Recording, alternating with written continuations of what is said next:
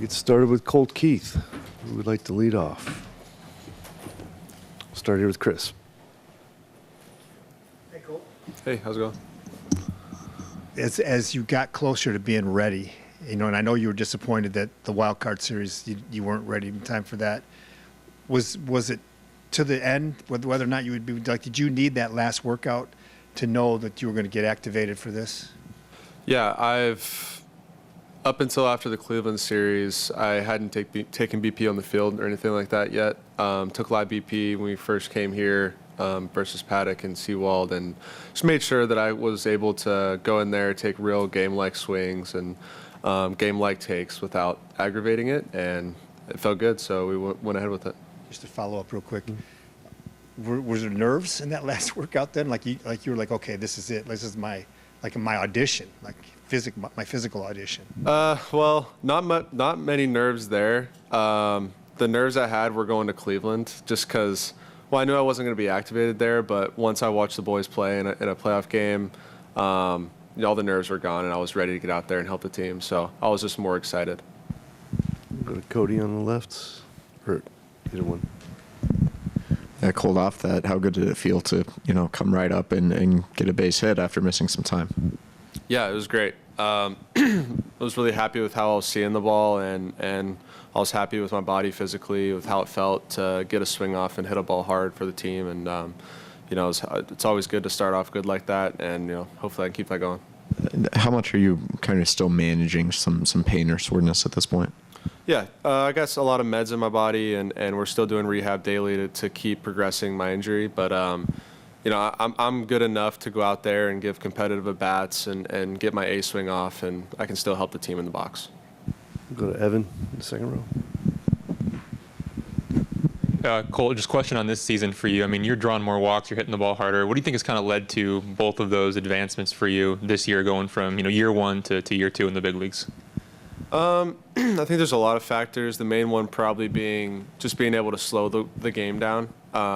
Still going fast at times, and I get sped up at times. But come this year, come June, July versus last year, June, July, it was a lot more calm, a lot better at bats. Not giving at bats away, just a lot more calmness and able to go out there and execute a plan. Go over here on your right to Evan. Hey, Colt, where are you from a fielding and throwing perspective right now as it relates to your injury? I think I'm able to field and throw. I'm throwing a throwing program still, but me and AJ kind of talked about it. The risk of me going out there and kind of diving or taking a weird ground ball and re-aggravating it, it's a little too high. So I think the way I can help the team right now is in the box. I'm still able to go out there and field if he needs me to. I think that's kind of up to AJ if the game goes that way. But I'm ready to go out there and field. But I think with the way our roster's put together, I'm probably going to be in the DH role until further notice. Go to Jason on the right. Colt, I'm curious, having gone through the postseason last year and those big at-bats, what did you learn from that process, and what have you been able to take into your postseason at-bats this year? Yeah, I think a lot of times last year I found myself trying to do too much. So, this year, especially with me just coming off an injury, I'm trying to just see the ball, have good at-bats. I'm not trying to do too much. I'm trying to hit low line drives and see where it takes us, especially against pitching staff that Seattle has. They throw hard. They got good off-speed stuff. So, doing too much is a good way to strike out, honestly. So I'm just trying to put the bat to the ball and, obviously just try not to do too much and help the team any way I can. We'll stay on the right with Chris. You and Matt Vierling have kind of been together in this rehab process for the last bunch of weeks. How much empathy do you have for him, the frustration for him being as close to being ready but not quite there yet?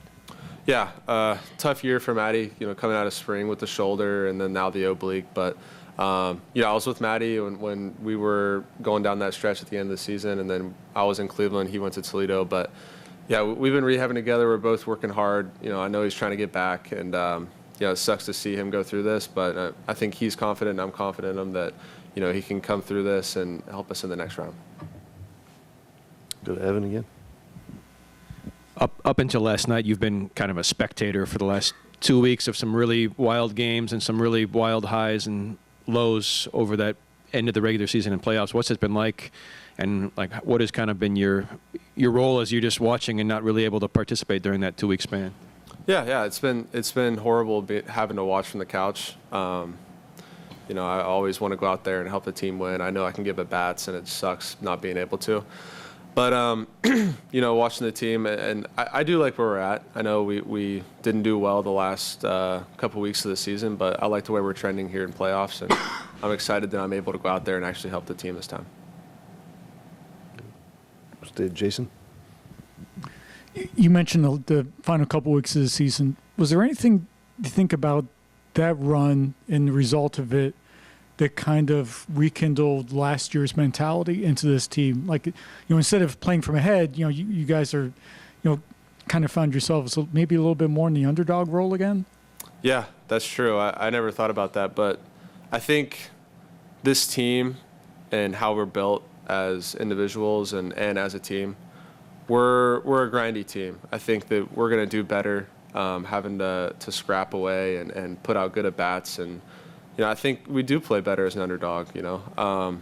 Obviously, we'd like to have to be ahead at all times and have the lead and just win the division like we would have loved to do. But you saw the way we fought back and you know, took a step back, realized what we need to do, come back together, beat Cleveland, and now we're here, and we took game one. So I liked where we're at, and I like where we're going forward. Anything else for Colt? All right, Colt, thanks for coming in. Yep. Thanks for coming in. Appreciate it.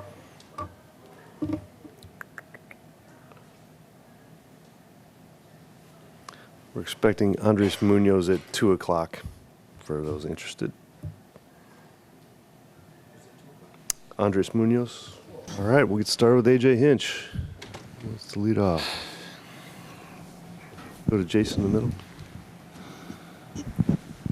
Looking ahead, AJ, have you kind of decided how you're going to handle your starters for the games 3 and 4? Yes. So Jack Flaherty will be the starter for Game 3. Casey Mize will be the starter for Game 4. So yeah, those guys have all done their work with those days in mind. Go to Chris on the right. Just to amplify a little bit, you flipping them from the order that they were last time. Any particular reason for that, or just based on what you've seen? Yeah. So yeah, every series is a little different, and we did flip them last time, and we're doing it again. Both are working off of relatively controllable pitch counts, so that wasn't really a factor. There's some slight, you know, reasons why we're doing it. Obviously, Jack, on regular routine, regular rest, is really attractive. You know, just the way when he catches his rhythm and timing and execution and the things that we've seen over the last few starts, that's really brought out a good version of him and someone that we trust a ton. And Casey will get a little extra rest, a little extra work in between his games, but we have to pick an order. So we feel really good about both. We could do it the other way and feel completely the same, but we have to choose, and we're going to roll with this order. Go to Evan in the middle.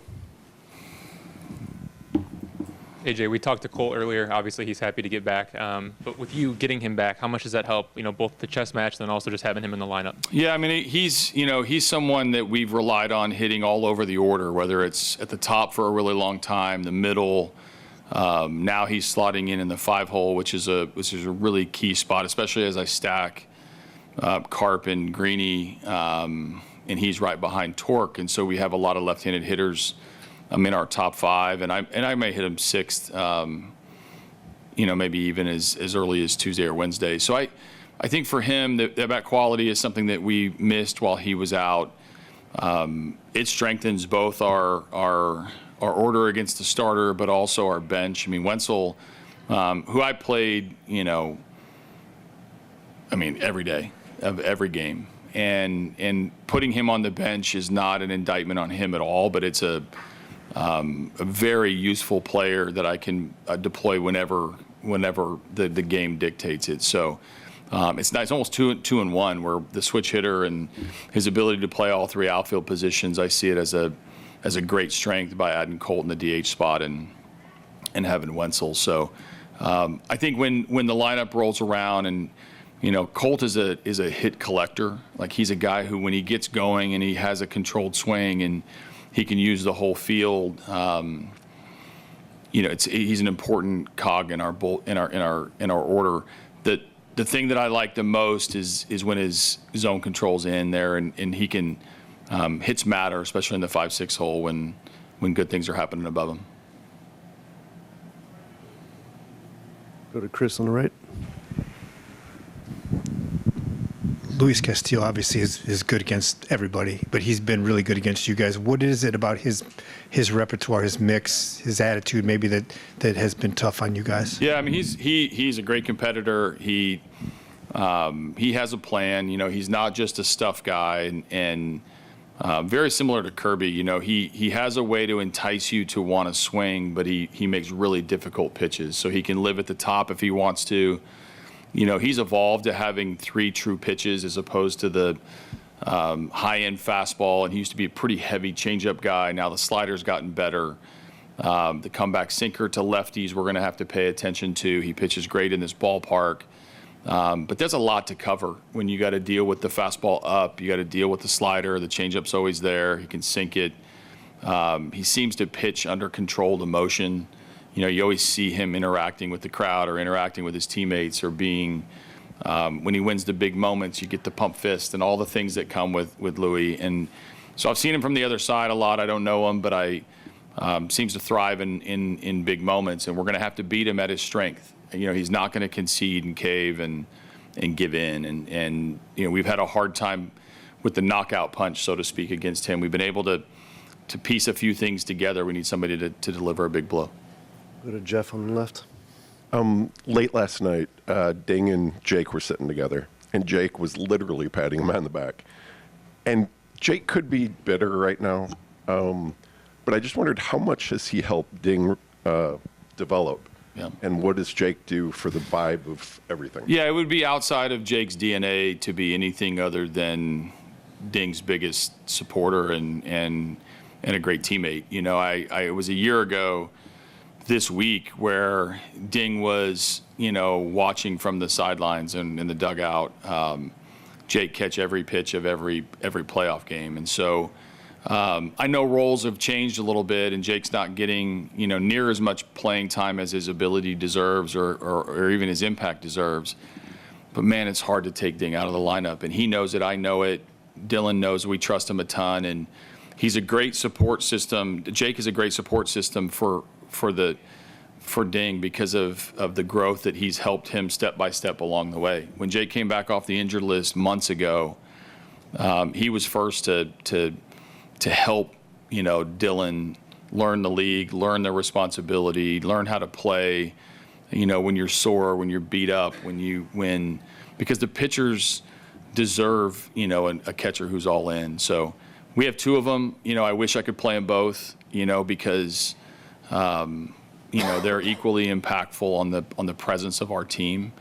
But having Jake's understanding yet still competitiveness, like, this guy wants to play and deserves to play, but he's not going to let that get in the way of being a good teammate. We over here, Don.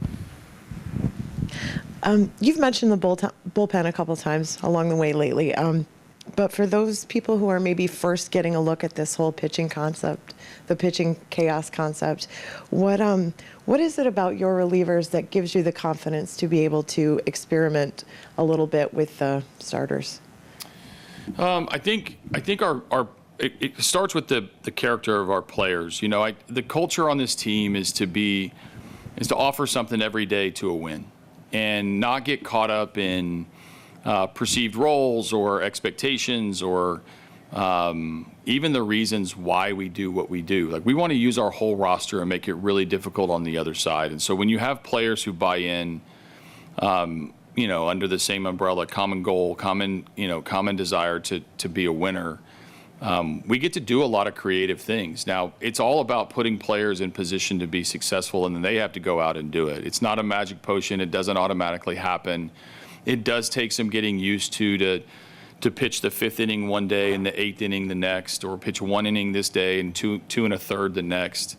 But over time, we've been able to establish that as our norm. And so the players know coming to the field today, they're going to be called upon at some point to contribute to a win.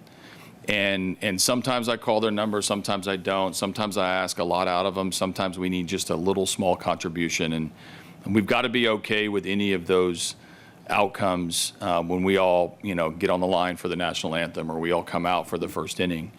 And we have a group of players that'll do that. So it starts with the buy-in.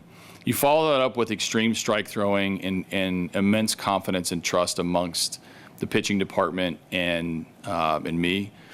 And I think you find that you can accomplish maybe more than people think you can. You can pitch the 9th inning when you haven't been a closer your whole life. You can get traded over here and find yourself in the 5th inning of a playoff game and be relied upon to go 1+. Like that does absorb some of the newness, and pressure off the players, and makes it part of the team concept that's made us thrive. Go to Adam. Jason.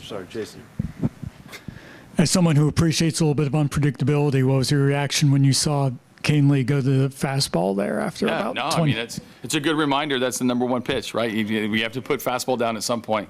And it was a sneak attack fastball. I don't know when he's going to deploy it, or, we have a pretty good idea on who we're going to attack with it. But he and Dylan, or he and Jake, have to read the game and read the situation and read the appropriate time to throw the fastball. So it doesn't look like we're going to have the same streak of 50+ changeups in a row when you sprinkle in a fastball. It's going to take a lot of outings, and I hope he has a lot of outings to reach last year's. It's got to be a near record, if it's not a record. But it's part of his arsenal in the sneak attack and surprise. And when he executes it and it's a strike, it makes it really hard on the hitter to distinguish the difference. Anybody else?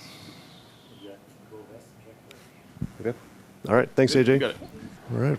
Welcome in Will Vest. And who wants to start? Start with Evan on the left.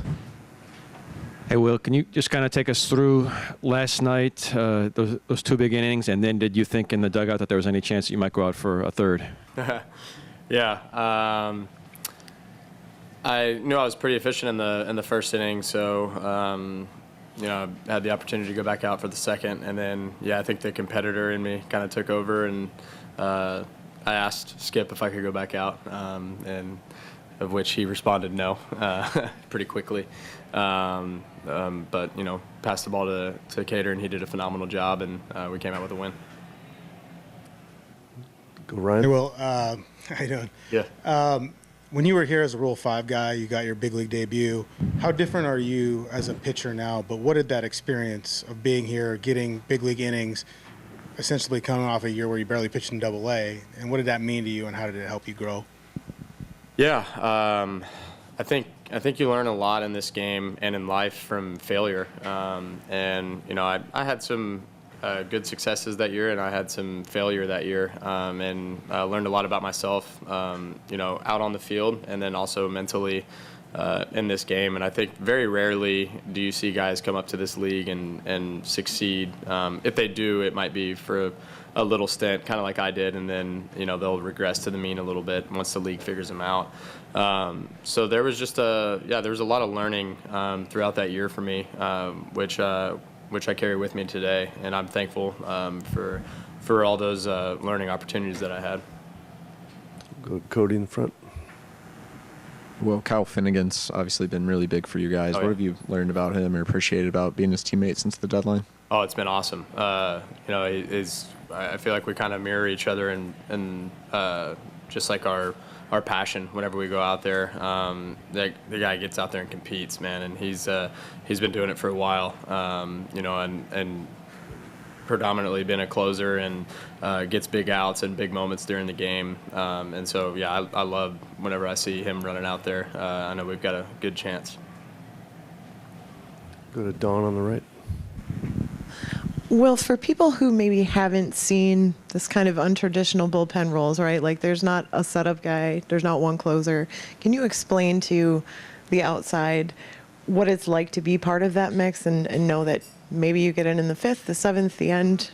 What's that like for you? I think that's the common theme of our team. That's the makeup of our team is anybody can come in at any time on the offensive side and on in the pitching staff, and I think that's what makes us good is because we're unpredictable, Skip does a phenomenal job of reading the game, and he's said it in the past. He's like, you can lose a game in the 7th inning, so sometimes he doesn't save guys for specific pockets just to throw the 9th. He's like, if this guy matches up really well and the game's on the line in the 7th, I'm going to throw him in the 7th. And I think that just does a phenomenal job rather than having guys throw the 7th, 8th, and 9th. It's more about our particular matchups or where we are in that game in that moment.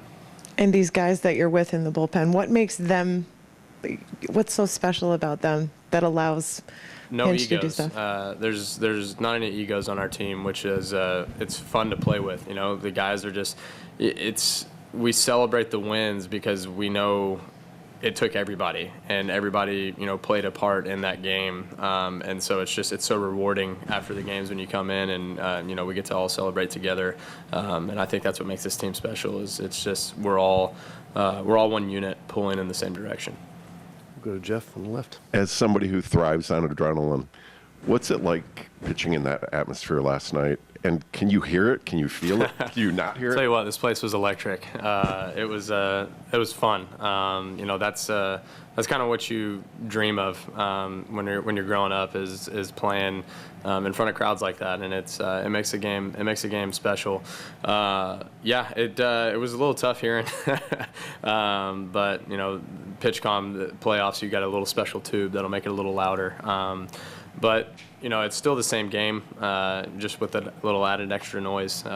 So once you get on the mound, you kind of block it out, and it's just you and the catcher back there. Jason in the middle. I'm probably risking recency bias here since you guys have been on the road for so long, but as a late inning reliever, what's the difference in thriving off of a loud, hostile crowd on the road compared to thriving on the crowd at home? I don't know if there's necessarily a difference. I think it's just if you get your job done, it's the same reward whether you're at home or on the road. I would say they're both rewarding in just different ways. One is you've got the crowd cheering for you, which is a great feeling. Coming, I'll never forget. Finishing an inning last year at home with a strikeout and the crowd erupted, and it was awesome. I got full body chills, but it's also awesome on the flip side of quieting a crowd when you know that they're all going against you, and that's a rewarding in itself of hearing that crowd kind of go silent. Go to the front, Cody.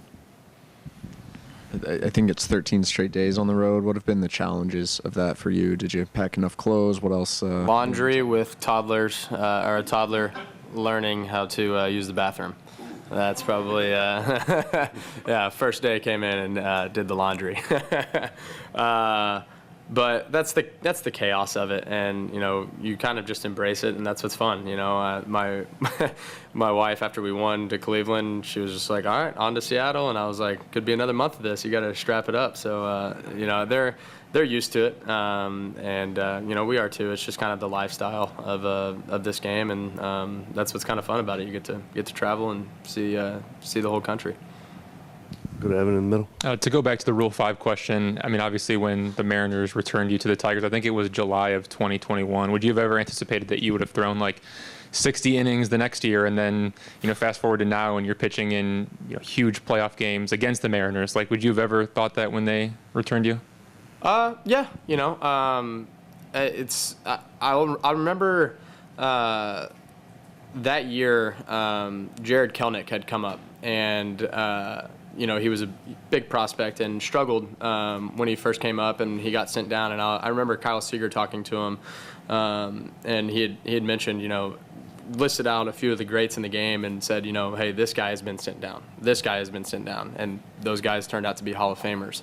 And so that always kind of stuck with me, where I was like, okay, like even the best of the best, when they come up, they struggle. So even though that was a low in my career of, getting sent back after being Rule 5, I didn't like lose any faith in myself or where I think I could go in this game. I've always thought that I could, contribute at this level. And so, no, it didn't really alter me. I think guys, it's just the stigma of the Rule 5 was a little bit different. I had to get DFA'd. Guys get optioned all the time. To follow up on that, I mean, even when you came back, you had gotten optioned, right? Like that was something that was still a part of your journey. I guess what was that like, and like when did you finally feel established in the big leagues? Yeah, last year was actually a big year for me. 2024 was the first year in my professional career that I had never been demoted. Dating back to I got drafted in 2017. Didn't get demoted that year, but I played a half season, so I don't really count that one. But from 2018 through 2023, I had been demoted every year, which sucks at the time, but at the same time, like I was alluding to earlier, you learn from that, and you learn how to deal with adversity, and it honestly makes you resilient and strengthens your drive a little bit. That probably the toughest one, each one was the toughest one at that time. The toughest one was probably in 23. After coming a full season in the big leagues, I got optioned that year for one day. Somebody got hurt, so I got to come back up. But I still count that as like I was demoted. So coming off of almost a full year of service time, just had a kid, and then find out, hey, you're going to AAA. So I'm living in a hotel room with a newborn and my wife, and we're living out of a truck, and it was tough. But I'm thankful for it, because it really teaches you and makes you humble in this game. This game will humble you, and then whenever you do have success, you enjoy it that much more because of everything that you've been through. Very rarely do guys have that straight line to the big leagues and succeed. There's a lot of failure in this game and in life, and I'm thankful for it because I think it shapes who you are. You mentioned becoming a dad at that time. Does it make it that much sweeter when you are on the road for this long stretch and you've got toddler to worry about with laundry? I mean, does it make it a little bit different? Yeah, I think it adds perspective. I go back to a few weeks ago when, as a team and myself, probably the lowest point of the season. We go through a losing streak. I blow a game against Atlanta, and right after the game, my son has no idea what happened. I'm still his hero. After the game, runs up to me, big smile, gives me a hug, and in an instant, it was like, hey, it's just a game. At the end of the day, I get to go be a dad and a husband, and at the end of the day, that's what I'm thankful for the most. Well, I think your Seager story is probably nicer than Kyle actually delivered it to Jared. Yeah. When they brought you in, they talked about having a pitching plan for you. They'd analyze your stuff. Their pitching lab is pretty, notorious for really getting guys to stress certain things. What did they tell you about your stuff and how it would play? And I know your repertoire has evolved as well, but what did they tell you? Are you talking about with Seattle? Yeah, with Seattle. That year was a kind of a wild year for me. I had just completely revamped my mechanics during that COVID year, and I think that's what later got me Rule 5. Is I changed my mechanics to become a little bit more consistent. My velo during that instructs was way up, which was great.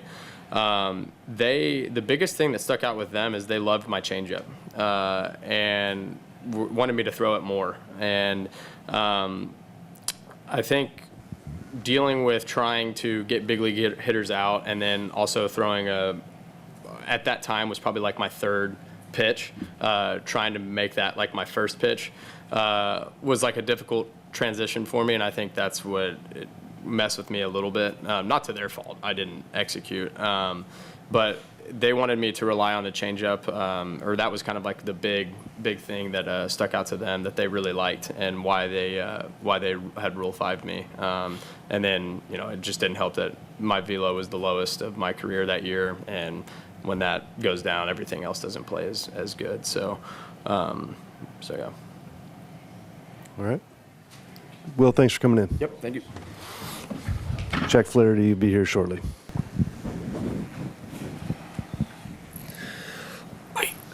started with Jack Flaherty. Thinking the slide. Nope. Okay. We'll start with Evan on the left. Jack, it's been a long time since you guys have played in Detroit. I'm not even sure when the last time was you pitched in Detroit, but just what's it going to be like to go back after such a long and strange and kind of fun road trip? We'll take it however it comes, you know. I mean, it's been a long time since we've been home, but at the same time, it's been a fun kind of bonding experience with these guys. Like we've spent a lot of time with each other, a lot of time on the road. Families have been traveling a lot, but it's been just a bonding experience. You get with these guys, get some long plane flights, a lot of times in hotels, and a couple dinners together. But it's just been a real kind of bonding experience. So it'll be nice to get back, but we'll take it however we can. And I think just the opportunity to get a home playoff game is special. Cody in the front. Off that, Jack, it seems like you guys have had a pretty good culture all season, but what is it that you think allowed you to overcome the rough September to be in this position right now? I mean, we had a really good run throughout most of the season. Definitely scuffled down the stretch, but I think just getting in and making sure we got in the playoffs. I mean, we've been playing what seems like we've been playing playoff games for the entire last, 3 weeks since the middle of September, since things started to get a little bit hairy, and we were still scuffling and whatnot, but we were playing a lot of tight games, a lot of pressure-filled situations, and so once you get in, I mean, AJ said it, everybody starts off 0-0. So at that point, it doesn't really matter. It just comes down to going out and trying to win ball games and remaining together. Go to Evan in the middle. Jack, we're just getting back to Comerica Park. Obviously, you didn't get to experience it last year, but what are you looking forward to about the home playoff crowd at Comerica Park, and what are your expectations for your start? I mean, it's going to be a lot of fun. Home playoff games are incredible. Playoff games in general are incredible. You get to do them at home, get the home crowd behind you. That last series there against Cleveland at home, like they were behind us. We didn't perform as well as we would have liked, but it's all in the past now. So you just take that and hopefully, multiply that, times a couple, and you're hoping for a good atmosphere and a good crowd, and Detroit shows up, and it's something I'm looking forward to. You hear about it, so it's something I'm looking forward to, and just feeding off that energy. And then what do you think about the Mariners roster that you're going to have to face? I mean, there's a lot of guys over there that have been in this league for a while, just like yourself. What's the level of respect for those guys? And then also, too, what's the challenge? I mean, really good team. They're here for a reason. Everybody at this point is a really good team. They have a full roster top to bottom, full lineup top to bottom of guys that are, really good, and guys that they even, made trades for and brought over. So it's a good team. At the end of the day, it comes down to executing pitches, but you got a lot of respect for those guys over there and what they've been able to do and how good some of those guys are. Cal's been incredible. Julio, Randy, Josh. I mean, you go up and down the team and then the rotation too. So, but at the end of the day, we got to take care of what goes on our end and focus on that. So, you got a ton of respect for them, and you just go out and try to execute pitches the same way you have all year. We'll go to Jason. When you look at that start ahead and knowing it's a late afternoon start, how do the late afternoon shadows play into a pitcher's mindset when they go about attacking a lineup? I can't really speak for everybody else. For me, it doesn't. I don't really think about that. I don't really think about the shadows or what it might mean or what it might present. Maybe those conversations change a little bit in game, but I think, Ding and I have gotten better. I've gotten better about being more communicative, like in game. I'm not really one who talks a whole lot. I take everything in, but I stay in my own little world. But I think that those are things that he's going to see and whatnot. And if there's any adjustments, then there's adjustments. And if there isn't, I think at the end of the day, it just comes down to pitching your game. I mean, I can't try to go change what you're doing because of shadows or anything else.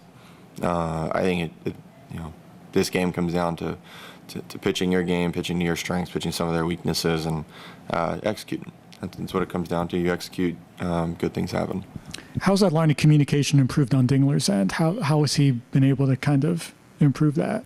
We've had a lot of conversations throughout this year. There's been, I've been very up and down. Had some good stretches and some rough stretches, and so I've had to be more open to having conversations within game, and just trying to do that. And he's been really good about trying to talk and wanting to talk to me and everything. And I've had to open up. So it's not really been on his end, but on my end to just kind of still stay in my own little world that I kind of have to be in to pitch, but also having those mid-game talks with Feder and with Ding, just like, okay, how do we make this adjustment? What do we need to do next time through, or is there something we're seeing? Are they doing something? And just little things that you pick up on. But he's been really good. Cody in the front. Jack, what made you realize that or brought that out of you to be a little more communicative or open? This game's about adjustments, and when you get it's about adjustments. Not always, you don't always have to reinvent things or make huge changes or whatnot, but some of it is just about getting back to doing the little things that you do well. And sometimes it's about in game, like, hey, like, am I missing something here? Like, I felt like that was a good pitch. The guy put a good swing on it, or he did that, and there's a little bit of a like, no, man, keep doing what you're doing. And it's been more of like encouragement from them. Keep doing what you're doing, or hey, we got to make an adjustment, and and just make those things. But I think if you just get stuck in one way of doing things, and especially if it's not working, that just that's literally the definition of insanity, of trying to do the same thing over and over again and expecting something different to happen. So if you can have those things, it's happened over the course of my career where you go through stretches where I may not have to talk to somebody for an entire year, or through stretches during a season where we may not talk throughout the entire course of a game. And then there's stretches where it's like, okay, like a little adjustment here and there, he saw something or whatnot. So it's just the course of the game, course of a career, course of a season, just all of that. Anything else for Jack? All right, thanks for coming in, Jack. Yep.